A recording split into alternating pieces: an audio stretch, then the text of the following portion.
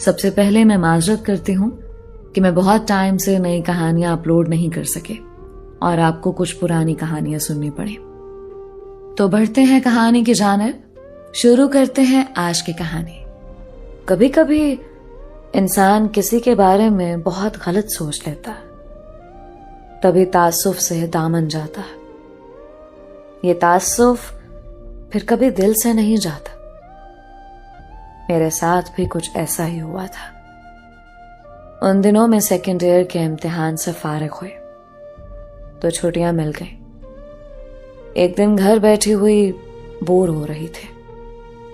موسم کافی خوشگوار تھا، ہلکی ہلکی پھوار پڑ رہی تھی اور آسمان پر کالے بادل چھائے ہوئے تھے کہ اچانک میری سہیلیاں آ گئیں۔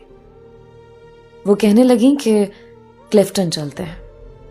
میں نے امی سے اجازت لی اور ان کے ساتھ موسم کا لطف اٹھانے کلفٹن چلے گئے۔ جب ہم وہاں پہنچے تو بارش تیز ہو گئی۔ ساحل پر لوگوں کا ہجوم بارش سے لطف اندوز ہو رہا تھا۔ ہم نے باسکٹ سے کھانے پینے کی چیزیں نکال کر ٹیبل پر رکھی اور ہنسی مذاق کرنے لگی۔ ذرا دیر بعد محسوس ہوا کہ کچھ لڑکے ہمیں گھور رہے ہیں۔ جب ہم ان کی جانب دیکھتے تو وہ دوسری جانب دیکھنے لگتے۔ تبھی ہم نے مسلسل ان پر نظر رکھی تاکہ وہ گھبرا کر چلے جائیں، لیکن اس کا الٹا اثر ہوا۔ ان کی ہمت بڑھی اور مذاق کرتے کرتے قریب آ کر بیٹھ گئے اور ہمیں زیادہ تنگ کرنا شروع کر دیا۔ کچھ لڑکیاں تو اس بات سے محظوظ ہو رہی تھیں اور کچھ کو یہ سب کچھ بہت نامناسب لگ رہا تھا۔ یہ سب اچھا نہیں لگ رہا تھا۔ انہی لڑکوں میں ایک لڑکا سب سے الگ تھلگ مگر نمایاں نظر آ رہا تھا۔ وہ اوپر دیوار پر بیٹھا تھا جبکہ باقی سب ساحل کی لہروں کے پاس تھے۔ وہ باوقار شخصیت کا مالک تھا۔ اس کے چہرے پر ملاحت تھی۔ وہ اپنے دوستوں کی حرکتوں پر مسکرا رہا تھا۔ اس کے دوستوں نے ہمیں اتنا تنگ کیا کہ ان سے پیچھا چھڑانا مشکل ہو گیا۔ بالآخر ایک لڑکی نے پولیس والے سے شکایت کر دی اور یہ سارے دھر لیے گئے سوائے اس لڑکے کے جو الگ تھلگ تماشا دیکھ رہا تھا۔ وہ آگے بڑھا اور پولیس والے سے کچھ بات کی، جیب سے کچھ نوٹ نکال کر پولیس والے کو دیے اور اپنے ساتھیوں کو چھڑا لیا۔ تب ہم لڑکیاں ڈری سہمی واپس گھر کو چل دیں۔ اس واقعے کو کافی عرصہ گزر گیا۔ دل پر اس لڑکے کی یاد کے نقوش گہرے ہی رہے۔ تمنا کرتی کہ کاش ایک بار اس سے ملاقات ہو جاتی۔ نہ جانے کیوں میری تمنا تھی کہ ایسا ہی میرا بھائی ہوتا۔ میرا تو کوئی بھائی نہیں تھا، نہ بہن۔ رفتہ رفتہ اس واقعے کی یاد محو ہو گئی۔ ایک روز اپنے آفس میں بیٹھی تھی کہ وہ لڑکا نظر آ گیا۔ بہت خوش ہوئی، بھاگی ہوئی گئی اور اس کو اپنی سیٹ کی طرف لا کر کرسی پیش کی اور چائے منگوائی۔ وہ خوش دلی سے مسکراتا رہا۔ میرے پوچھنے پر بتایا کہ اس کا نام مہربان خان ہے، پشاور سے یہاں پڑھنے کی خاطر آیا ہوا ہے۔ اس نے میرے گھر کا پتہ پوچھا، میں نے بتا دیا اور گھر آنے پر کافی اصرار بھی کیا۔ اس نے گھر آنے کا وعدہ کیا اور چلا گیا۔ ہفتہ بعد وہ ہمارے گھر آیا۔ میں نے گھر والوں سے اس کا تعارف کرایا، انہیں بھی وہ پسند آیا۔ میں نے اپنے دل میں اس کے لیے ایسی محبت محسوس کی جو ایک بہن کو اپنے بھائی سے ہوتی ہے۔ اس کے دل میں بھی یہی جذبات میرے لیے تھے۔ وہ کہتا کہ میری ایک بہن شائستہ ہے اور دوسری تم ہو۔ اب وہ جب ہمارے گھر آتا سارے گھر میں خوشی کی لہر دوڑ جاتی۔ اس کی بول چال، بات کرنے کا طریقہ بہت ہی خوبصورت تھا۔ وہ ہمیشہ عمدہ لباس پہنتا اور اچھی بات منہ سے نکالتا۔ اب وہ ہمارے گھر تقریباً روز آنے لگا۔ جس دن میری اس سے ملاقات نہ ہوتی دل کو چین نہ آتا۔ اس کی ایک تصویر بھی میں نے اپنے ڈرائنگ روم میں لگا دی تھی کیونکہ میں نے مہربان کو بھائی اور امی ابو نے بیٹا بنا لیا تھا۔ हम इकट्ठे करीबी पार्क में जाते, चने छोले खाते, कोल्ड ड्रिंक पीते और आखिर में वो मेरे दुपट्टे से अपना मुंह पोंछ लेता। मैं एहतजाज करती तो कहता, भाई मैं तो शाइस्ता के दुपट्टे से भी यूं ही मुंह पोंछ लेता हूं, बुरा मनाती हो तो मनाती रहो। वो बहुत शाइस्ता इंसान था, कभी कोई नापसंदीदा या गैर इखलाकी बात ना की। इतनी अच्छाइयों के बावजूद उसमें कुछ बुराइयां भी थी। वो पार्ट टाइम जॉब करता और घर से भी पैसे मंगवा लेता, फिर सब पैसे दोस्तों के साथ कॉफी हाउस और सिगरेट नोशी में उड़ा देता। वो बहुत फजूल खर्च था। मैं उसे फजूल खर्ची से मना करती, मगर वो ना सुनता। तब मैं रूठ जाते तो वो मान जाता और फजूल खर्ची से बाज रहता। उसने घर से पैसे मंगवाने छोड़ दिए और सिगरेट नोशी भी कम कर दे। उसकी कोई भी बात मुझसे छुपी हुई ना थी, सिवाय एक बात के। वो ये नहीं बताता था कि जुमेरात की शाम से जुम्मा की शाम तक वो कहाँ होता है। कहता रिश्तेदारों के पास होता हूं, बहुत पीछे पड़ी कि मुझे भी वहां ले चलो जहां तुम जाते हो। आखिर जिद होकर एक दिन उसने कहा कि अच्छा चलो तैयार हो जाओ। मैं बहुत खुश हुई। उसने मेरे अम्मी अब्बू की मोटरसाइकिल निकाली और मुझे ले जाकर एक सिनेमा हाउस में बिठा दिया कि यहां होता अपने दोस्तों के साथ। मैं बहुत नाराज हुई तो कहने लगा कि तुम ही ने तो जिद की थी। बहरहाल फिल्म बहुत अच्छी है, देखना है तो देखो, वरना चलो वापस घर, और आइंदा मुझसे मत पूछना कि मैं जुमेरात को कहाँ होता हूं। बहरहाल हम बगैर फिल्म देखे घर आ गए। उसके बाद कई दिन मैं मेहरबान से नाराज रही। अक्सर वो अपने रिश्तेदारों की बातें बताता और अपनी छोटी बहन शाइस्ता के बारे में भी बताता, जो उससे बहुत मोहब्बत करते थे। उसका हर दम ख्याल रखते और मजेदार चाय बनाते थे।